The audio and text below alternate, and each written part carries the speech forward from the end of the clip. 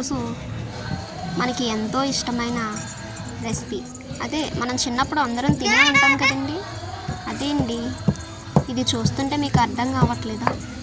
చింతపండు లాలీపాప్. అది ఎలా రెడీ చేయాలో చూడండి ఫ్రెండ్స్. ఫస్ట్గా చింతపండు పిక్కలు తీసుకొని అవి బాగా సందికాయల మీద మెత్తగా అయ్యే వరకు బాగా నూరుతూ ఉండాలి ఫ్రెండ్స్. బాగా మెత్తగా అవ్వాలి. చూడండి నేను ఏ విధంగా నూరుతున్నాను అనేది. మనం అన్నప్పుడు చాలాసార్లు తినే ఉంటాం కదా ఫ్రెండ్స్. ఇప్పుడు అవి బయట కొనాలన్నా దొరకవట్లేదు కదా, అందుకనేసి ఇంట్లో ఎలా రెడీ చేసుకోవాలి అనేది మీకు చూపిందామని ట్రై చేశాను. చూడండి ఆ విధముగా మెత్తగా దంచుకోవాలి. పిక్కలు అవి ఏమైనా ఉంటే తీసేయాలి ఫ్రెండ్స్. ఈ విధంగా చేస్తూ ఉండగా దీంట్లో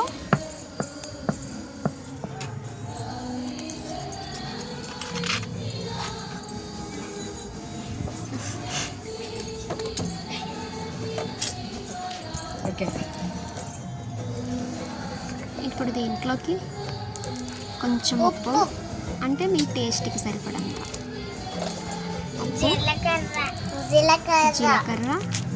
జీలకర్ర ఎక్కువ వేయొద్దు ఫ్రెండ్స్, తక్కువ వేసుకోండి. జస్ట్ టేస్ట్ కోసం అంతే. దాంట్లో కొంచెం కారం వేసి బాగా నూరుకోవాలి. ఇది కూడా బాగా మిక్స్ అయ్యే వరకు నూరుకోవాలి. చూడండి ఏ విధంగా నూరుతున్నాము.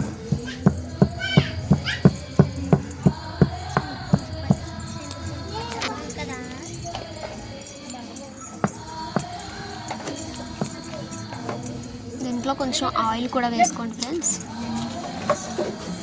ఆయిల్ కూడా వేసుకున్న తర్వాత ఇంకా బాగా నూరాలి.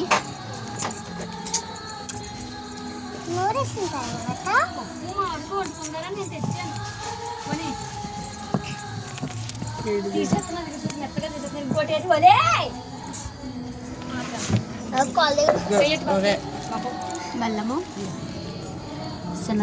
బెల్లము కూడా వేసుకొని బాగా మెత్తగా అయ్యేలా నూరుకోవాలి ఫ్రెండ్స్.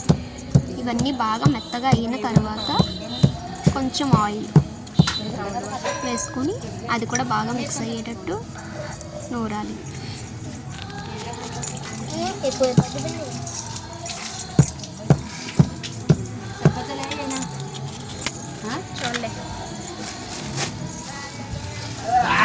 చూడండి మళ్ళీ నూరుకుంటూ ఉండాలి. పెళ్ళైతే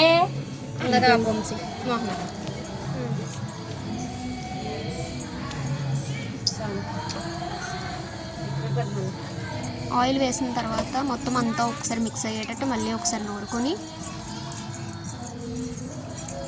తీసేస్తే సరిపోతుంది ఫ్రెండ్స్. నా దగ్గర ఐస్ క్రీమ్ స్టిక్స్ లేకపోవడం వల్ల నేను చిన్న చిన్న బాల్స్గా చేశాను. అది ఏ విధంగా చేయాలి అనేది కూడా చూపిస్తాను. చూడండి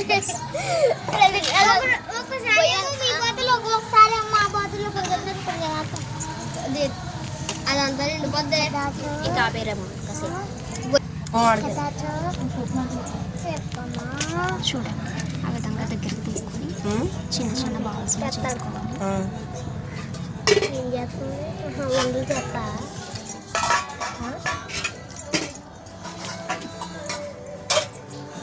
ఆ విధంగా చేసుకుంటే సరిపోతుంది. మీ దగ్గర ఐస్ క్రీమ్ స్టిక్స్ అవసరం లేదు, నార్మల్ స్పూన్స్ ఉంటాయి కదండి, దాంట్లో పెట్టుకున్నా సరిపోతుంది. సమయానికి తగినన్ని స్పూన్స్ లేకపోవడం వల్ల ఈ విధంగా బాల్స్లా చేసి ఇలా కూడా బాగానే ఉంటాయి friends.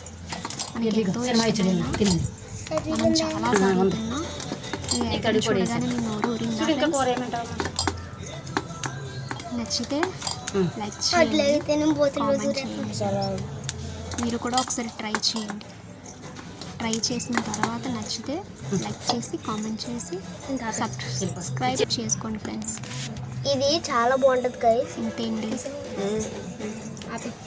Thank you. Bye friends.